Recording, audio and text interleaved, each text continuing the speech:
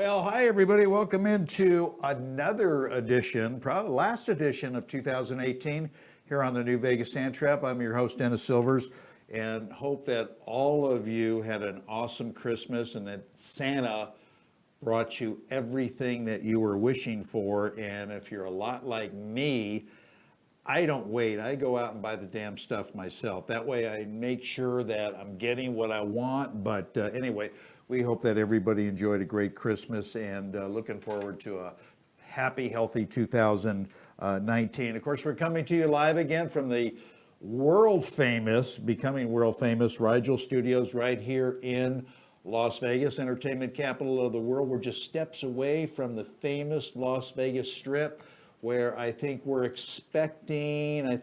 LVCVA announced 375,000 people here for New Year's Eve. So it's going to be crowded. It's always a blast here on New Year's Eve with the fireworks and the whole deal. Anyway, just a reminder, we're brought to you by the great people over at the Allergy Care Centers, where you can they're awesome. They have a great thing where you can simply brush your teeth twice a day and get rid of your allergies. It's absolutely awesome. So when you see their commercial spot, pay attention to it because it's great. Also brought to you by the great people over at Swing U, the best golf app in the business, where you can start training like a champion. So go to swingu.com. Also remind you, you can like it if you go to Facebook. It's Facebook/The New Vegas Sand Trap. If you go there, please give us a like or two on Facebook. You can find me on Twitter as well at 19th Hole, and that's spelled out 19th Hole. And if you want to send me some emails or whatever, you can find me at golfgurulv@gmail.com. So we'd love to hear from you. Any comments, criticism, any guests that you'd like to see in the future on the show or anything, it is golfgurulv@gmail.com. All right, we've got two great guests for you. And I want to bring on our first guest right now, one of our favorite people. She's just a star in what she does. And let me introduce to you right now, noted golf course designer, Jan Bell. Jan, how are you? And Merry Christmas to you, and hope you're enjoying the holiday season. Very much enjoying the holiday season, and same to you and to all your listeners. Thanks for having me with you. Oh, my pleasure. My pleasure. Let me tell everybody a little bit about Jan. I mentioned noted golf course designer who started her career with another noted golf course designer. He's actually got a Las Vegas connection here, Tom Fazio. Jan was elected into the American Society of Golf Course Architects in 1990 and served on its executive committee. Jan started her own golf course design business in 2009, where she has flourished. That's the only thing you could say about it. Jan really has garnered many awards and recognitions, including a Design Excellence Award by the ASGCA. Jan was presented Women in the Golf Industry's President's Award. Sports Illustrated listed Jan among the top 10 most influential women in the game of golf, not once, but twice. Jan was a founding partner in the National Women's Golf Alliance and so much more, but we take up most of her interview time if I went on with it. So Jan, let's get right down to the nitty gritty. And let me start off by asking you, how do you as a designer work with a property owner to kind of get your views or visions for a design across to the owner? How does that work? How does that relationship come about? Well, the first thing is I'd like to know what the owner wants. What are they looking for? Who is their target market? And what are their expectations for not just the following year, but 5 years down the road, maybe 10 years. So once I understand what they want, then it's easier for me to help them meet their vision and incorporate what I can see to help them. So most often it's most often it's increased playability, it's increased pace of play, it's reduced maintenance, it's better irrigation, it's more out of play areas, and maybe what's trendy now, we're having pollinators, birds and butterflies frequent your space more. And so that people are aware of that, that's been part of what golf has provided for a long time, is the environmental aspect, but I think there are more people recognizing now the benefits. So, Have you ever had a situation, Jan, where you're not diametrically opposed to the owner and their vision? And if that happens, how do you circumvent a situation like that? well, it's my job to offer them the best advice that I can give them. And my job is to persuade them to something that might be in their better interests. And sometimes there's compromise, as in almost everything in life, there's compromise. And I believe that there's always a way for everybody to win. We may not win fully and entirely, but we can all be a winner at something. My creativity is then taxed a bit more if I'm asked to do something that I believe isn't in the client's best interest long term. So I have to be very creative then. How restrained are you, Jan, if as far as the environmental issues go today across the country? And I know there are many of them, but how restrained are you in that sense? Well, the restrictions are federal, state, and local. And so the federal ones are what they are. They're pretty well known by most every engineering firm and most golf course architects, and we work well within whatever those constraints are. And then the local is where it can get very interesting, because some counties, some cities, some villages really want to have they have a certain philosophy that maybe they want to restrict growth. Maybe they don't want to have so much traffic. And so they have managed their regulations, their rules accordingly. And some of those things may have been put in place 10 or 15 years ago, and they don't necessarily meet the standards of what of today and what today's people, today's voters want. Mm-hmm. So there's always some things that need to be discussed, and if we're lucky, we have reasonable people on the other side. Yeah, that's true. Going hand in hand with that question, Jan, if water is an issue like it is here in Southern Nevada, what do you do as a designer to get around that? Well, we know that water is necessary, and as much as you might think it's only particular to Nevada or Southern California, there are places throughout the country that have water issues. Probably 25 years ago, we started using effluent water to take away the water that the local utility companies would otherwise either deep well inject, or they would put out, in this case in Florida, into the ocean.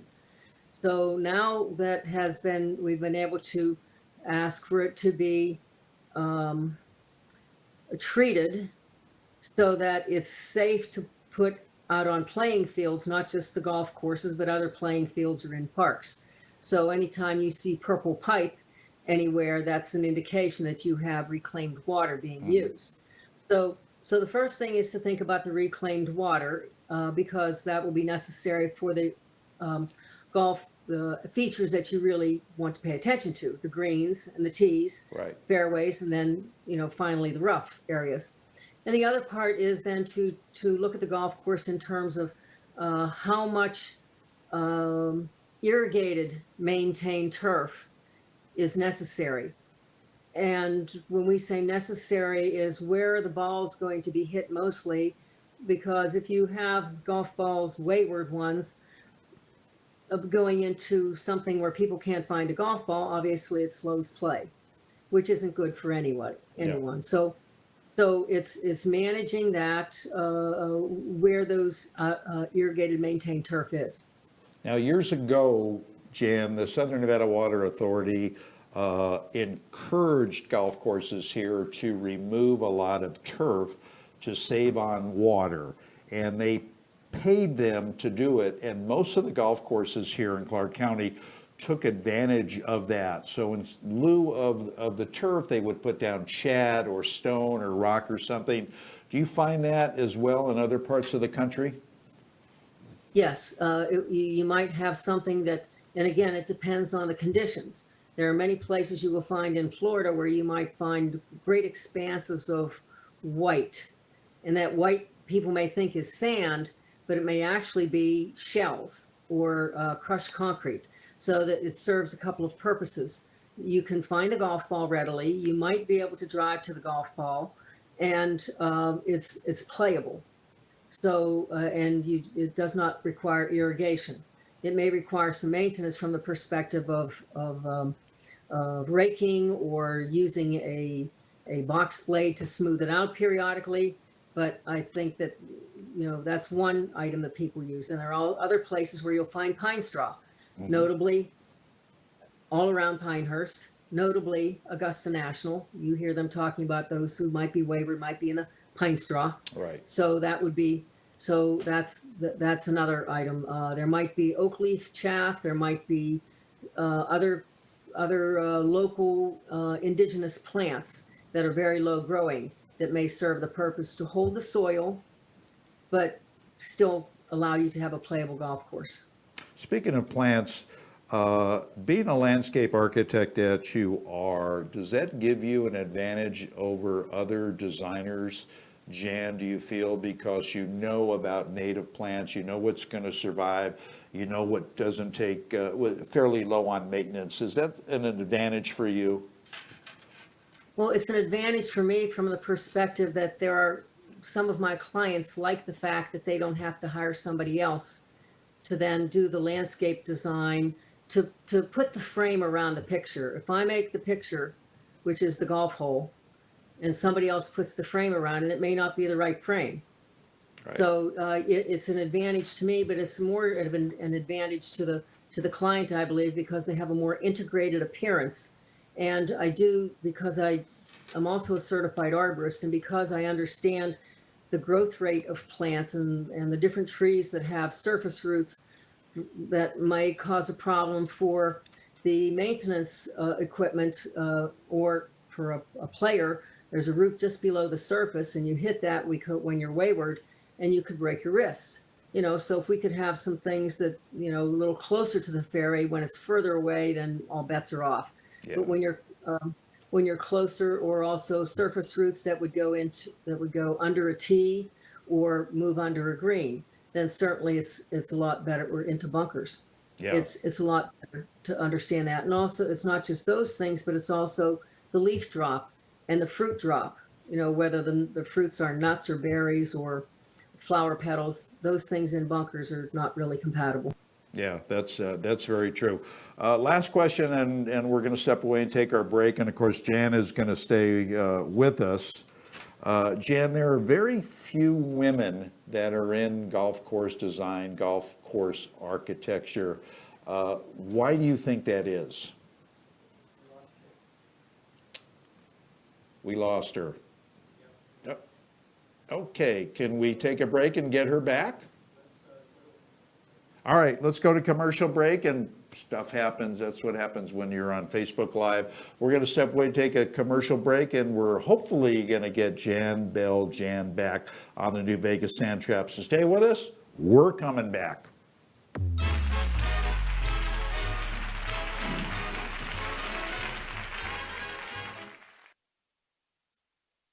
If you play golf, chances are you've made a fairly sizable investment buying your golf clubs. So why take a chance on having your clubs damaged or even broken on the way to your next round of golf? Here's the perfect solution, known as the golf cradle. Using the golf cradle elevates the open end of your golf bag and suspends it off the floor of your truck or SUV and locks it in place. The golf cradle prevents the chance of damaging your club as a result of sudden stops, potholes, or swerving. Its weighted base and rigid bottom ensure the golf cradle stays put. Simply place your golf bag on the golf cradle and the protection arms automatically close down to secure your bag. Then simply tighten the straps and lock it in place. Simple as making a tap-in birdie putt. To have an awesome device like the Golf Cradle for under $40 to protect hundreds and maybe thousands of golf equipment is a no-brainer. Check them out and order at golfcradle.com. Don't wait, your clubs will love you for it. golfcradle.com. Oh, did I mention what a great gift this would be for the golfer in your life? golfcradle.com. Did you know that over half our population suffers from allergies? There's a new, incredible way to treat allergies that don't involve shots, sprays, pills, or drops. All you do is brush your teeth. This new revolutionary treatment for allergies is only offered by allergy care centers. It's as simple as 1, 2, 3. You simply go to their office and speak to one of their doctors about any allergy history you may have. Then a simple finger stick is done with a few drops of blood placed on your patient card. It is then sent out to their laboratory where it's analyzed. This state-of-the-art test analyzes for 180 potential allergens. After consultation, a prescription is sent to their pharmacy where a specialized serum is mixed with toothpaste and you simply start to brush your allergies away. It's amazing. So stop suffering with your allergies. This is great for patients of all ages, especially kids. Call Allergy Centers at 702-331-5230. What's up, everyone? I'm Ryan Rustan. And I'm Josh Kelly, and we're on the course with Swing U, the top-rated GPS, scorecard, and game improvement app. That's right, guys. Get distances to greens, hazards, live wind speed and elevation adjustments, even shot tracking and club recommendations. You can track your scores, stats, and handicaps for free. Check out our massive library of lessons and drills from top 25 teachers, or get one-on-one training from your personal Swing U golf coach. So join over 4 million golfers And download the free Swing U app today.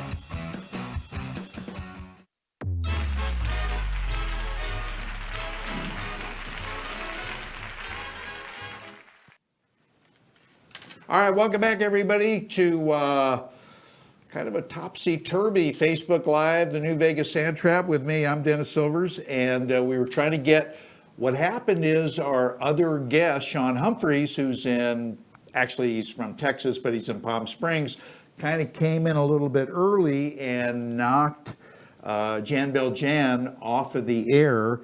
And do we have Sean now? We do. All right, so we're going to go with Sean. Let's get him on. There he is. Hi, Sean, you there? Okay. All right, we're gonna get Jan back on. Can we get Jan back on? Yeah. We're gonna try right now. Always something going on in a New Vegas Sand Trap, but when we're live, this stuff kind of happens. And you know, in one way it's kind of cool, and in another way it's a little bit aggravating, but we'll start that. All right. We're just waiting to get her back on. Call her. You call Jan. Okay. Okay. Let me have that. Here, you want it? We're gonna call her, and I'm gonna give Jenny my phone right now. And she's going to call her right now. All right. By the way, and let me know when we've got her. There was an interesting article in our paper, the Review Journal, the other day. We talked extensively about the match at Shadow Creek with our guest last week, who's the general manager, Monty Montgomery. And there was an article in the paper that said, yes, Tiger Woods, Phil Mickelson signed a 3-year contract, okay, with Turner and I guess Capital One, who was the major sponsor, to do 3 more matches. It wasn't announced whether they were going to do it at Shadow Creek or not, so I'm hoping, because if they do, of course, you know, I'll be there. But I think the next one is they want to do a team competition. So it's going to be Tiger Woods paired with somebody, Phil Mickelson paired with the other person, and they're not sure whether they're going to do a match play or best ball and that type of thing. But the good news is that they're going to be able to do it. So anyway, we got Jan back. Sorry, Jan, we had a technical problem. Things happen. Things happen when you're It's called life. when you're live. Anyway, we're so happy to have you back. And so I want to continue. What are some of the higher costs, Jan, in building a golf course, and how do you work to navigate around some of those costs? Well, I would say irrigation is a big cost, and the pump station plus the irrigation system itself. Then obviously earthwork is a cost, and drainage is a cost, as well as grassing and shaping. So those are kind of some of the highlights. So I think, again, it goes back to the philosophy of the club. What is it you want, and how far forward are we looking? And let's see what we can do to have everything balance. That's the important part, is balance. So if we can manage, if we understand philosophically that we want to have the least footprint for irrigated, maintained turf, then the golf course is shaped appropriately. We want to have the drainage managed, because without the drainage, then golf courses can be closed down if you have more than several days of excessive rain. So we want to be able to have the golf courses open as quickly as possible. So, and understanding too that we may not always know the areas that need drainage until after the course has been in use for a while. Right. And it may also be that because drainage is not a very sexy a line item, that, oh, well, let's do a little bit of that later. We'll start out with 70% of it, and we'll put 30% in over the next 3 years. Yeah. So that happens too. Yeah. And that's legitimate. Yeah. So, yeah. and then the irrigation part, we know how much irrigated area. Then it comes down, do you pay for water or do you not? If you pay for water, then you may end up investing in a more expensive irrigation system with more irrigation heads to more finitely place the water. Exactly. So you're going to have.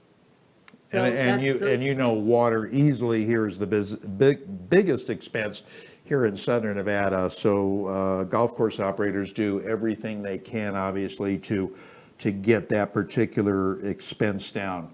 Jan, Right. what kind of feedback do you get from golfers as to what they feel a good design should offer the weekend player?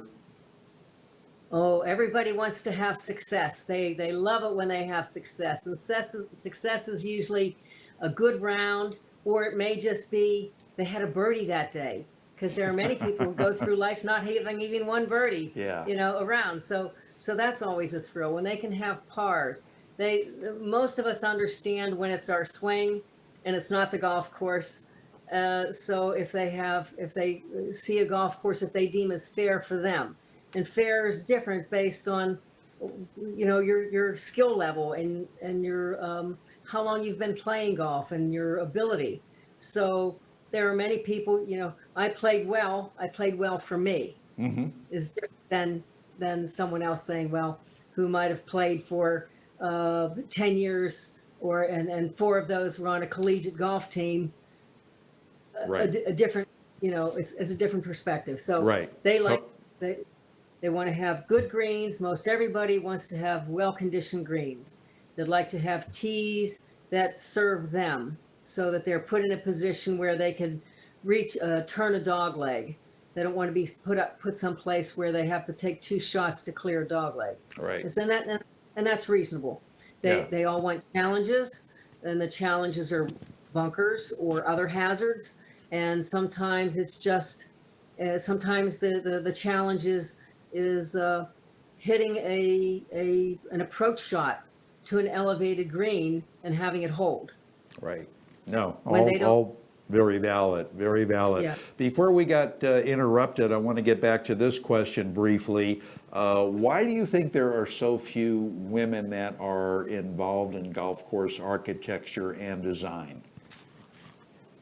Well, it's the same for everybody. It takes dedication, just like most jobs do. You have to be dedicated, and it takes the willingness to travel and to travel for certain periods of time, for lengthy periods of time sometimes, and to, and to be willing to invest the time in the education and in the apprenticeship, I would say, even because this is not something you can really learn from books or classes in school. You can get a rudimentary understanding, but it takes time. So to even be considered for membership in the American Society of Golf Course Architects, we're asking that you have on your a body of work, and the portfolio has at least 5 golf courses of new golf courses plus renovations, if that's what you've done. And how many people are going to have 5 golf courses in 5 years? True. Probably That's probably So- not a lot of people. You are truly an exception and well-deserved. Speaking of renovations, Jan, you did a renovation at Boca Lago Country Club in Boca Raton in Florida. Tell us a little bit about that, and why do you think the renovation was needed? Well, there had been 36 holes there. It was built in 1970, I should say opened in 1975. So do the math on that. We're talking 40 odd years. So Yeah.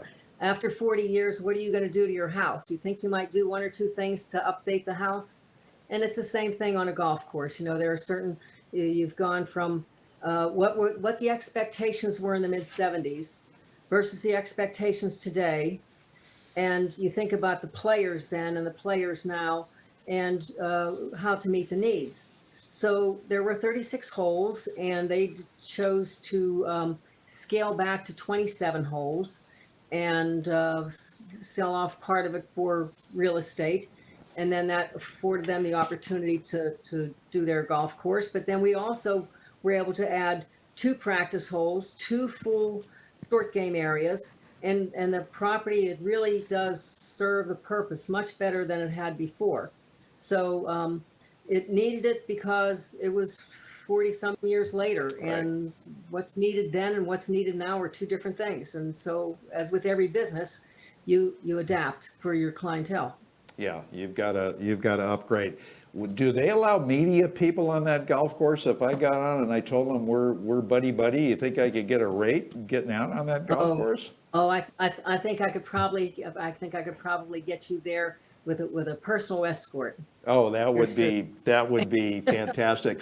Last question before I let you go. With the number of golf courses that are closing, Jan, every year, where do you see this going? A lot more closing than being built. That's got to put a lot of pressure on designers such as yourself. So what do you do?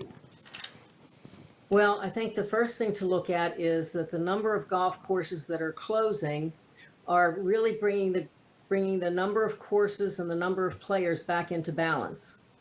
And if you understand that some of the courses that were constructed as part of an amenity for real estate development, without necessarily the thought of who's going to support the facility long term. So it's excuse me, you still have green space, you still have open space with the golf course, which is wonderful. But so some of that green space is being repurposed, and many golf courses, and although there are not as many new ones, there are a lot of renovations happening because a lot of the courses are 30, 40, 50 years old. Right. And so the members or the players want improvements. They want a golf course that suits their games and today's equipment. Right. So, Good. Well said. Jan, I want to thank you so much for your time. I know that you're a very busy lady. I want to wish you a very happy, healthy, Happy New Year in 2019. I look forward to seeing you. So we're going to have a couple of beers down at the PGA show in Orlando in a few weeks. Yes, that's right. And extend your stay. I'll take you to Boca Lago. Oh, I would love to. You just may have yourself a deal. Anyway, Jan, again, thank you so much. We'll see you soon. Appreciate it. Thank you, Dennis. My pleasure. All right, Jan Beljan, she's absolutely wonderful and a super talented lady. All right, we're going to step away, take another short break. We come back, we're going to have our second guest. You're going to love this guy, one of the best teachers in the country, Sean Humphrey. So stay with us. We're going to be back with you right after this.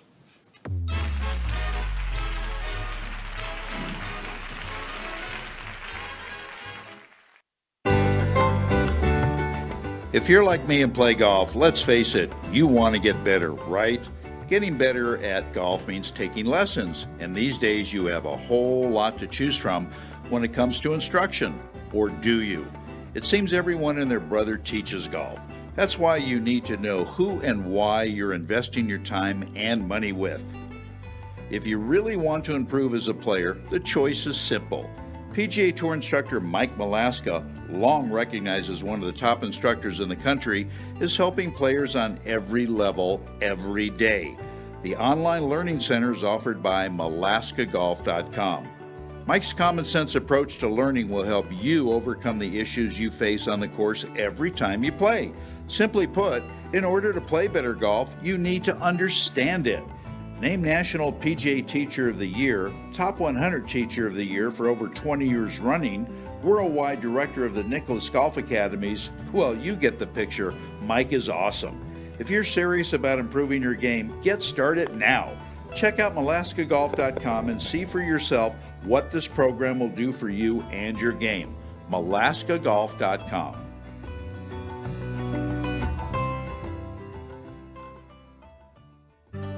Did you know that over half our population suffers from allergies?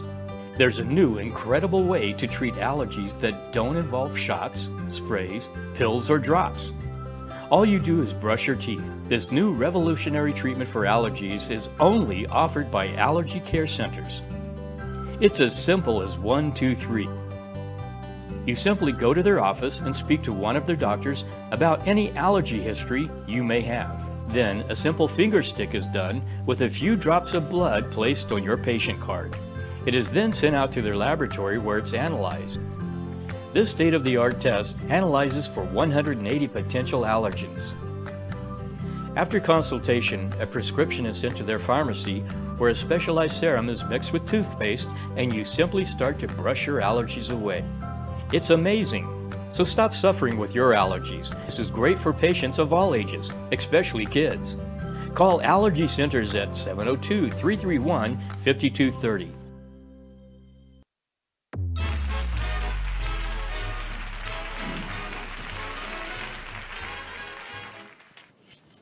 All right, welcome back, everybody. We're kind of on the back nine, if you will, of the New Vegas Sand Trap, right here on Facebook Live. I'm your host, Dennis Silvers. Wonderful interview with Jan Bill-Jan, and I know I personally love talking about golf course design, golf course architecture. I've been lucky enough to play golf with a few designers when they've come out here to Las Vegas, and it's just interesting going around with them, asking them why they did this, why they did that, why they shaped a hole in a certain way. And it's just something that I love talking about. Also love talking about golf instruction. And I want to tell you about our next guest, who's, as I mentioned earlier, is one of the best around. Sean Humphreys has been a golf magazine top 100 teacher like forever. He is the founder of Elite Performance Systems, something that we're going to talk about with Sean when we get him on. And also he's a professional team as well as a professional college team consultant. So we're going to talk to him about that, and you could find him very easily at SeanHumphreys.com. So without further ado, let's get Sean on the air. Sean, how are you? Thanks for joining us. Hey, thanks, Dennis. Thanks for having me on. You doing all right? Yeah, we're doing fine. We're doing fine. Hope you had a Merry Christmas, and I want to wish you a great New Year. I know it's going to be very successful for you in 2019. And I want to start off and ask you this.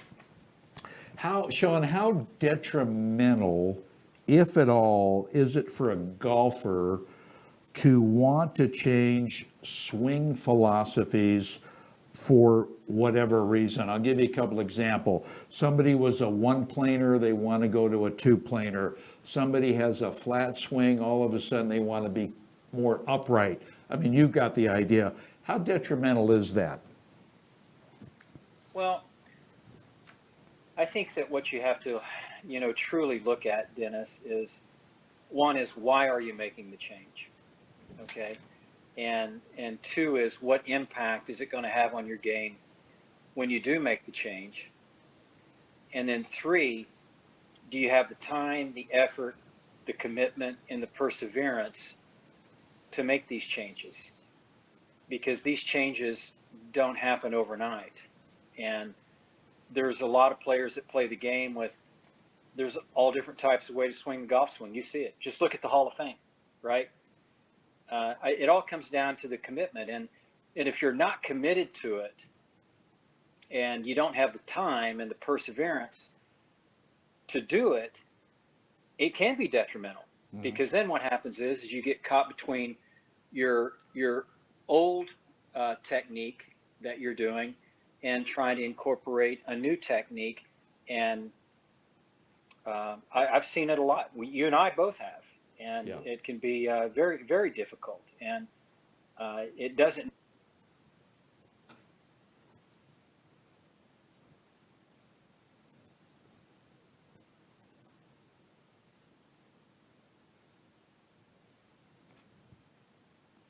Okay, we got Sean must have been near a freezer because he froze up on us. I don't know quite what's going on. We're going to try. It's an interesting day, isn't it, folks? Do we have Sean? Yes, we got him back. We got him back. There you are. Sorry about that, guys. That's okay. I don't know. Is that on my end? It could be.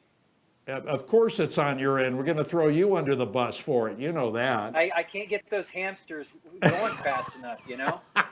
They're slow. I didn't feed them this morning. I love that. I love that. No problem.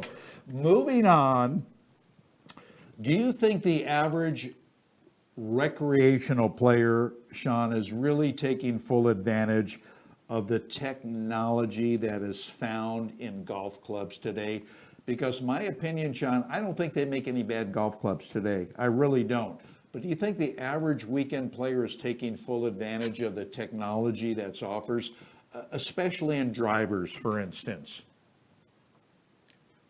It's a good question, Dennis. You know, I really don't know the answer to that question. I mean, I'm not going to make anything up. You know, I think that there are some recreational golfers that are very up to speed on what's going on in the manufacturing business, and you know, they're looking to better their game on a regular basis. Now you have some that are kind of, you know, they go crazy about it and they change drivers every 6 months because they think they can buy the game. But I think that if you have a product in your hands that was made within the last 5 years, mm-hmm, you've got new technology. Yeah, I agree. And if you're outside of that, you know, you might be at a disadvantage.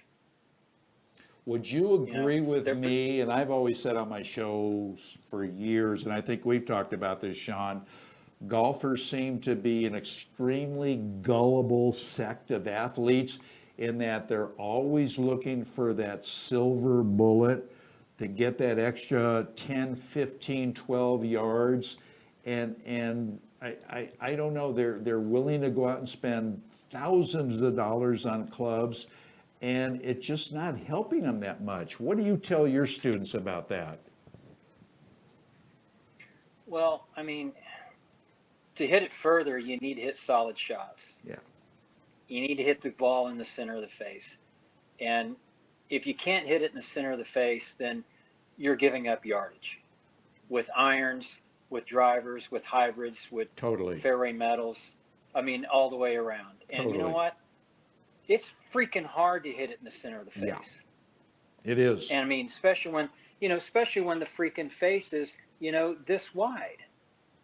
And, you know, what you have to do is you have to learn to play that, hey, okay, I hit it more off the center face than I do, so mm-hmm, I have to play for it. Mm-hmm.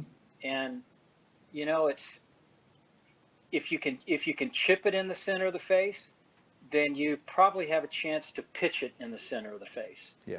And if you work on those elements there, your chipping, your pitching, and maybe your distance wedges, you can play the game and you can get it around the golf course. But if you sit out there on the deck trying to hit 5 irons and 6 irons and trying to hit drivers all day long, when 65 to 70% of your game is spent from 125 yards and in, I'm sorry, you're just going to be a miserable golfer the rest of your life. That's perfect, Sean, because It's pretty simple. That works into my next question, because I was going to ask you again, for the majority of the weekend players, what do you consider the part of the game most important to them, and why? Well, I think that in anything that you do, you're only going to get so good at the technical piece because you only have so much time to spend on it. And you want to spend most of your time playing on the golf course. I mean, really, I said, you can have the most consistent form, right? But if you have an inconsistent mindset, your performance is going to suffer. And the challenge is that the recreational golfers don't know how to train. They haven't a clue how to train. I didn't know how to train when I was growing up. And I was a pretty decent player, amateur player, and played decent in college, but I had no clue how to train. And the only reason I played decent golf is because I had a decent skill set. But if I had learned how to train properly, and that means how to train in my game, right? How to learn to train for the golf course, how to learn to train for competition, and then learn how to control my thoughts on a regular basis, you're going to get better. Yeah. I mean, if you take a recreational golfer and you teach them how to just do some simple elements of training and get them to think a little bit better in controlling their thoughts before the shot, during, and after, they're going to get better at what they currently have because they're going to begin to trust what they have. The problem is they don't trust what they currently have in trying to execute a golf shot. So now they add more technical onto this and keep adding more technical on it. And how in the heck can you trust anything after a while? True. That's well said, and I agree with you 100%. Let me ask you this before we step away and take our break, and of course Sean will stay with us because we got a lot more for him. Sean, what's your feeling about playing lessons? Because I've asked a variety of top-level instructors, such as yourself, about playing lessons, and they have a lot of different opinions about them. So what's your feeling about them? Well, the first thing is I don't look at it as playing lessons, and I don't look at things as practice. I train my golfers because training is defined.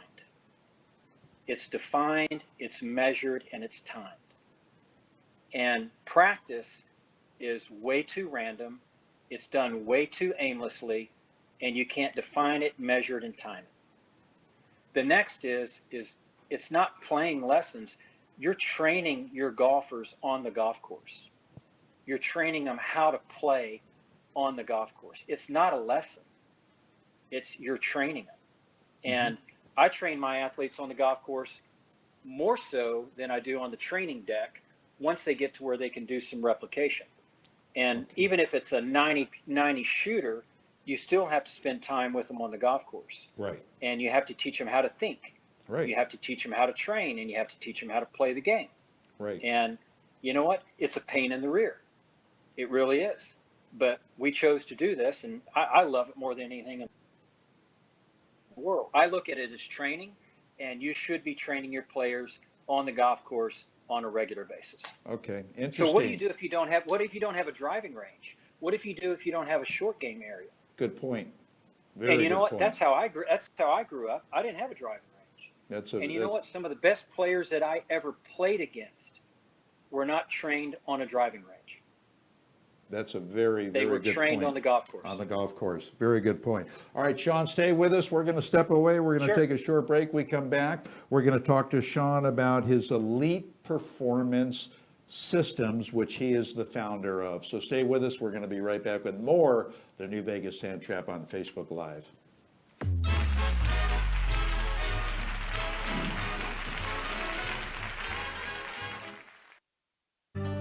Did you know that over half our population suffers from allergies?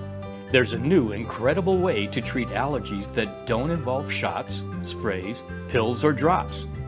All you do is brush your teeth. This new revolutionary treatment for allergies is only offered by allergy care centers. It's as simple as 1, 2, 3. You simply go to their office and speak to one of their doctors about any allergy history you may have. Then a simple finger stick is done with a few drops of blood placed on your patient card. It is then sent out to their laboratory where it's analyzed. This state-of-the-art test analyzes for 180 potential allergens. After consultation, a prescription is sent to their pharmacy where a specialized serum is mixed with toothpaste and you simply start to brush your allergies away. It's amazing. So stop suffering with your allergies. This is great for patients of all ages, especially kids. Call Allergy Centers at 702-331-5230. Look, if you play golf, chances are you've made a fairly sizable investment buying your golf clubs. So why take a chance on having your clubs damaged or even broken on the way to your next round of golf? Here's the perfect solution, known as the golf cradle. Using the golf cradle elevates the open end of your golf bag and suspends it off the floor of your truck or SUV and locks it in place. The golf cradle prevents the chance of damaging your club as a result of sudden stops, potholes, or swerving. Its weighted base and rigid bottom ensure the golf cradle stays put.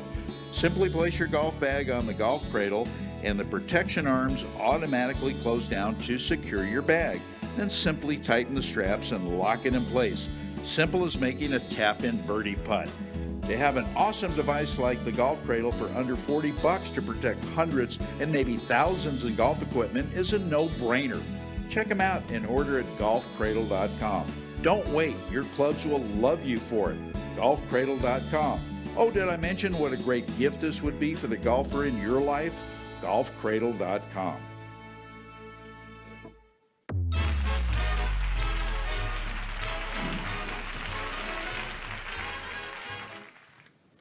All right, we are back, everybody, with more of the New Vegas Sand Trap. Right here on Facebook Live, having a great visit with our friend Top 100 instructor, Mr. Sean Humphreys. All right, Sean, tell us about what you started, Elite Performance Systems, what that's all about, and what's it for. Yeah, it's interesting. The things that we were talking about earlier with golfers struggling, whether it's technique, the think piece, and the training piece. Elite Performance Systems I founded 17 years ago in the midst of developing my youth academy.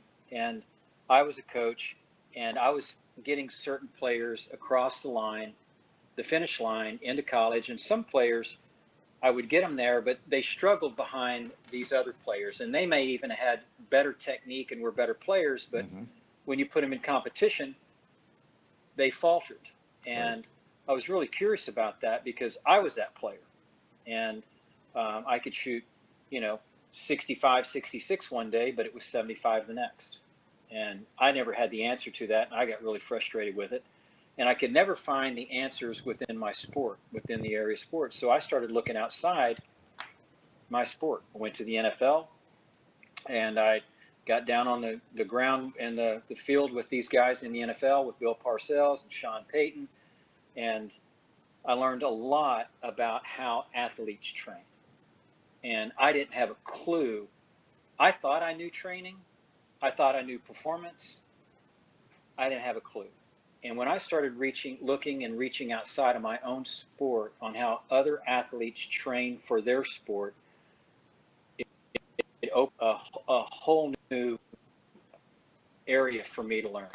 And so not only then I went from that space into the Olympic space, and Olympic coaches, Olympic athletes, and one of the best Olympics in the world, Lanny Basham, is the guy that I spent over 10 years with in learning his mindset piece. And so I built the think piece, right? And then second, I built the training piece. And it started all of my questions on the performance piece, and performance really started opening up. And so I just started defining, measuring, and timing everything in my academy, and I ran it through. So I built this whole system, right, based on the think piece, the training piece, and the reinforcement piece. And I ran it through over 8,000 athletes in 17 years. And the system has yielded, winners across the board. on every continent just about, and now we've got 25 college teams, utilizing these systems around the country. So I wanted to get better, and a lot of times I would hear coaches say, "Well, my athlete's not getting it done," or the player, "Well, they're not getting it done," and I said, "Humphreys, you're not that person. If your athletes aren't getting it done, it's not because of them, it's because of you. And you need to figure this stuff out. And if you're going to do this for a living and get it right and do it at this level, you need to figure it out." And so that's what I did. And so it's based on the think piece and training piece, which equates to performance. And now I've rolled it out to the college space, and we're doing some cool things down South Florida as well. That's great. So if somebody wanted to learn more about it and get interested, they just visit you at your website, SeanHumphreys.com? Yeah, that's the easiest place to reach out to me. Absolutely. I've got athletes that I help in the world. I typically spend about 5 to 6 hours a day on coaching calls with athletes around the world. And you don't have to see me in person to do it. See me in person. But, I have all these onboarding freshmen that are going to all these universities around the country. Right. And, we're doing an onboarding program. It's really the only onboarding program in NCAA sports, to where we start training and preparing these athletes before they go into college, so that when they get into college, they're not spending the first year learning the language of these schools that we're working Right. with. So quite rewarding. That And is just reach out to me through the site. That is absolutely terrific. Anyway, Sean, I know I'm looking forward to seeing you as well as Jan at the PGA show in mid-January, so we could visit and catch up, and I'm really looking forward to it. Absolutely. Yeah, we're looking forward to the show, looking forward with connecting with you, man.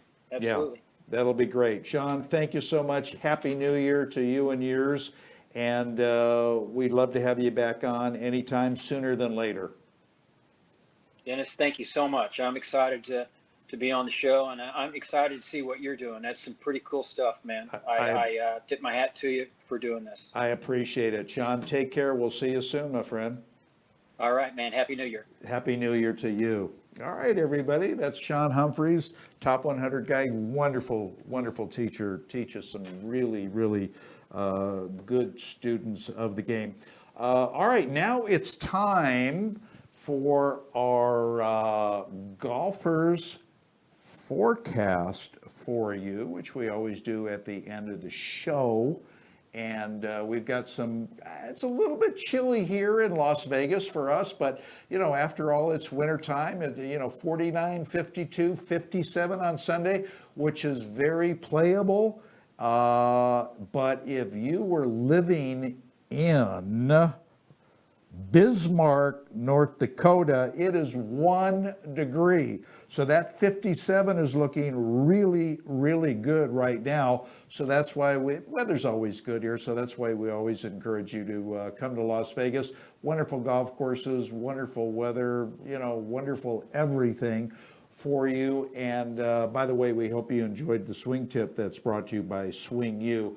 But Gary Gilchrist, their director of instruction, always does a great job. Anyway, that's going to wrap it up for this edition of the New Vegas Sand Trap. Want to wish all of you a very happy New Year, happy, healthy, sane New Year's, and we're going to see you again for our first show in 2019.